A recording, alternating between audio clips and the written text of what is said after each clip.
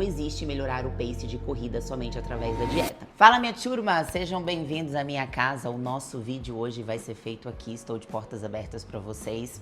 Hoje eu quero falar um pouquinho com vocês sobre 5 principais erros cometidos ao iniciar na corrida e muitas vezes pessoas que já até começaram a correr um pouquinho há mais tempo aí e continuam cometendo esses erros. Então, fiquem por aqui, mas antes não deixem de se inscrever no canal, você que não está inscrito ainda. Já manda esse vídeo para aquele amigo, parceiro, corredor, que eu tenho certeza que com algum ponto aqui ele vai se identificar.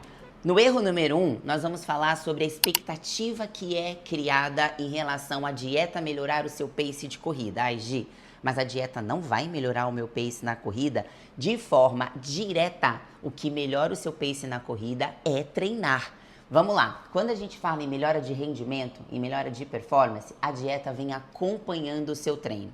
Para que você corra mais rápido, para que você melhore o seu pace, você vai de um 6 para 5, de um 5 para 4,50, de um 4,50 para 4,30. Para que isso aconteça, você precisa seguir e respeitar um estímulo que é dado pelo treino. Não existe performance, não existe rendimento sem treino. Por mais perfeita que seja essa dieta, esses estímulos é o que te fazem evoluir. E a dieta, ela vem acompanhando esses estímulos, fases desses estímulos. Então, estou numa fase onde eu estou fazendo um volume de treino maior, um volume de treino menor. E por que é importante que vocês entendam sobre isso? Porque muitas vezes é criada uma expectativa. Então, estou fazendo dieta, imediatamente o meu pace já vai melhorar? Não é exatamente assim. A dieta vem para te dar um suporte de recuperação, para que você consiga treinar melhor todos os dias, para que você se recupere melhor de uma sessão de treino para outra.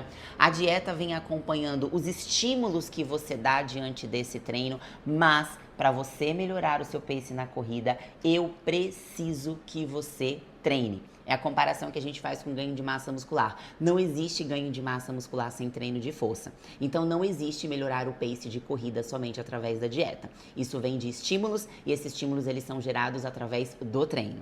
Erro número 2, querer emagrecer rápido demais para poder evoluir na corrida. Se você quer emagrecer rápido, isso exige um déficit calórico mais agressivo. Ou seja, você vai ter que da noite para o dia diminuir muito a sua ingestão de calorias. Acabamos de falar no erro número 1, o quão é importante você estar numa dieta que te dê suporte para que você treine melhor, para que você renda melhor. Então, Gi, comecei a correr. E eu percebo que, se eu estiver um pouco mais leve, isso vai me ajudar na corrida e realmente faz sentido. O peso corporal, para esse tipo de exercício, ele influencia muito. Até porque a gente está falando de um tipo de exercício onde você trabalha somente com o seu peso corporal. Mas vamos lá. Ao ponto em que você vai emagrecendo, você precisa também continuar treinando. Você não vai parar de treinar para poder emagrecer. Então, qual que é o melhor dos cenários aí? É algo que eu faço com os meus pacientes quando eles chegam precisando emagrecer para poder melhorar e se sentirem mais confortável com a corrida. Primeiro, não fazer um déficit calórico muito alto. Então, pensa aí em diminuir de 300 a no máximo 400 calorias por dia. Não excluir carboidrato, que é a nossa fonte mais eficiente de energia. E eu gosto de colocar principalmente uma quantidade maior de carboidrato naquela refeição que está de 3 a 4 horas antes da corrida ou quando o paciente corre muito cedo, colocar uma quantidade maior de carboidrato no jantar, que vai ser a refeição que vai ter um impacto maior sobre o treino dele. E muitas vezes colocar um carboidrato ali de 30 a 40 minutos antes da corrida para gerar uma energia extra. Então, fazer déficit calórico muito agressivo para poder melhorar o seu treino de corrida, na verdade pode te dar um efeito totalmente o contrário, porque vai te deixar com menos energia. Então, dependendo da fase que você tá, isso vai te prejudicar ainda mais. Então, calma. Um outro ponto também. Você começou a correr, muitas vezes, o que pode ser feito? No lugar de mexer na sua dieta, mexer no seu treino. Treinar um pouquinho mais também aumenta o seu déficit calórico. Nem sempre para fazer um déficit calórico eu tenho que mexer naquilo que eu estou comendo. Eu colocar um treino umas 2 vezes na semana, uns 30 minutos de uma bike, ou colocar uma caminhada, ou até mesmo fazer um exercício de força, um treino de musculação, colocar uma outra atividade. Então, no lugar de eu diminuir aquilo que eu como, eu aumento aquilo que eu gasto. Essa é uma forma também de aumentar o déficit calórico sem necessariamente ter que mexer na dieta. O erro número 3 é justamente o contrário do erro número 2. É você achar que pode comer demais por estar treinando um pouco mais ou por ter começado a correr. Cuidado com a quantidade de calorias que o seu relógio mostra que você gastou. Os relógios, todos eles tendem a superestimar o seu gasto calórico. Provavelmente você não gasta tudo o que ele está falando. Aí você olha lá no relógio, eu gastei 1.200 calorias no meu longão de hoje, então eu posso comer um pouco mais. Não adianta. Por mais que você treine 5 horas por dia, se você não controla a quantidade daquilo que você come, você pode engordar mesmo treinando 5 horas por dia. O ideal é que você tenha uma real noção do seu gasto calórico total. E vamos lá, você não gasta caloria somente com aquilo que você treina, certo? Então todas as atividades que você faz no seu dia a dia também estão sendo contabilizadas. A maioria das pessoas tem funções onde elas ficam muito mais tempo sentada. E a maioria das pessoas tem o treino como 1 hora e meia no máximo do seu dia. Gente, o dia tem 24 horas. Você passa 1 hora ou 1 hora e meia ali treinando. As outras 22 horas e meia você está sentado ou deitado. Então a conta não fecha. É por isso que é muito comum a gente observar pessoas que treinam e treinam bastante, muitas vezes até, e fazem corridas longas e correm todos os dias e ainda assim não conseguem emagrecer, se mantêm ali no mesmo peso, não conseguem evoluir nesse emagrecimento ou até mesmo ganham peso. Mas fulano corre tanto, tá todos os dias lá correndo e não consegue emagrecer. Sim, porque na conta total ali do dia, ele tá comendo muito mais do que aquilo que ele gasta. E o grande problema de você insistir num tipo de treino como esse, com um peso mais alto, não emagrecendo caso você esteja com um peso um pouco mais avantajado para o tipo de modalidade que você está praticando, no caso aqui que nós estamos falando da corrida, é que isso te deixa muito suscetível também a lesões. Então não é somente estética, não é somente performance. A gente está indo um pouco além disso. Muito cuidado por superestimarem a quantidade de calorias que vocês gastam no treino e acharem que vocês podem comer muito. E um outro ponto importante de falar é que se você não corria e agora você começou a correr ou você está entrando numa fase de muito mais volume de treino de corrida, é bem provável que a sua fome vai aumentar. A fome aumentou, mas eu continuo precisando emagrecer. Existem algumas estratégias nutricionais que nós podemos utilizar para melhorar isso daí. Então, priorizar alimentos onde você possa comer um volume maior por menos calorias. Então, use e abusa dos legumes, da salada, que isso aí você pode comer à vontade, ninguém vai engordar porque está comendo muito brócolis, muita cenoura, muita beterraba. Isso vai te ajudar muito na saciedade. Se atente ao seu consumo de proteína. A proteína tem um fator de saciedade muito interessante, muito importante. Será que você está consumindo a proteína na quantidade adequada? Às vezes você aumentou o seu volume de treino e continua comendo aquela mesma quantidade de proteína que você estava comendo antes e isso tá te deixando com menos saciedade e com certeza você vai acabar cometendo exageros. E aí, esse emagrecimento, perder peso ali para poder melhorar esse seu pace, perder peso para poder se sentir mais confortável na corrida, vai ficando cada vez mais distante. Porque você está aumentando o volume de treino, a fome está aumentando, você está tendo que comer mais e essa conta acaba não fechando. Cuidado também com a sua hidratação. Água tem um fator de saciedade muito importante também. Se você aumentou o volume de treino, você provavelmente tem que aumentar também a sua hidratação.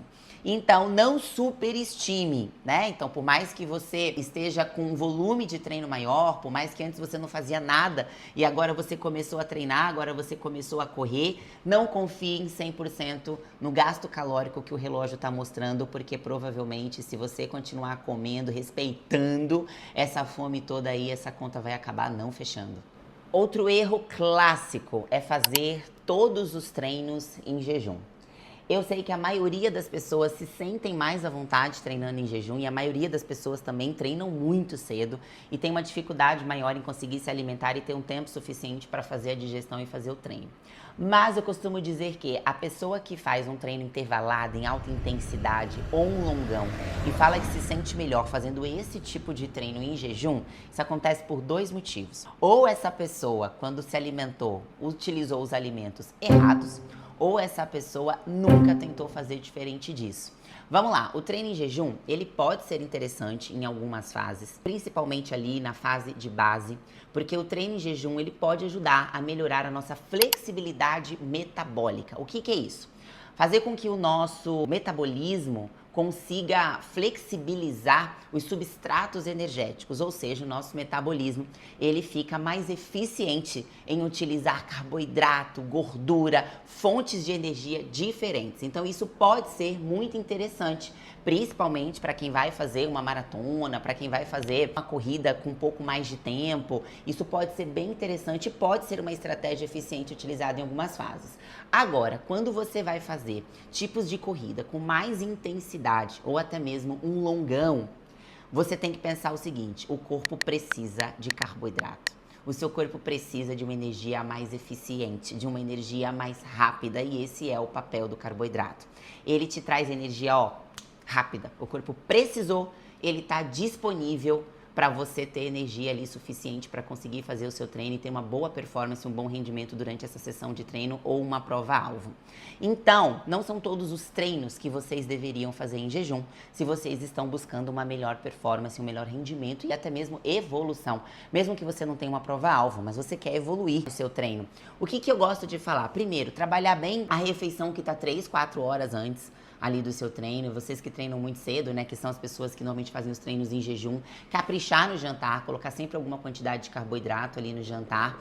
E de 30 a 40 minutos antes da sua corrida, você pode utilizar fontes de carboidrato de digestão rápida.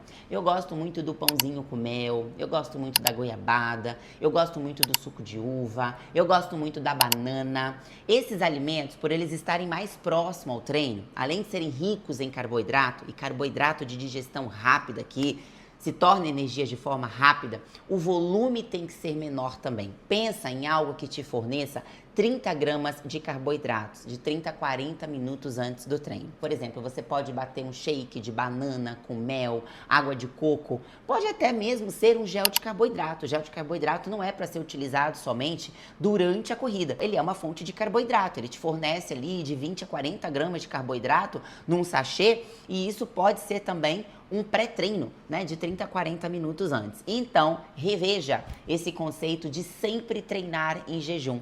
Não é que você não possa treinar em jejum, mas nem sempre treinar em jejum é a melhor estratégia para você. Faz o teste aí de fazer um ou outro treino alimentado com esses alimentos que eu tô falando aqui para você e depois volta aqui para me contar. E para finalizar, os erros mais comuns que eu encontro aí na minha prática de consultório, no meu dia a dia, eu atendo muitos corredores, então tudo que eu trouxe aqui para vocês são os erros que eu vejo no dia a dia, tá? Acontecer, não tô inventando erro aqui não.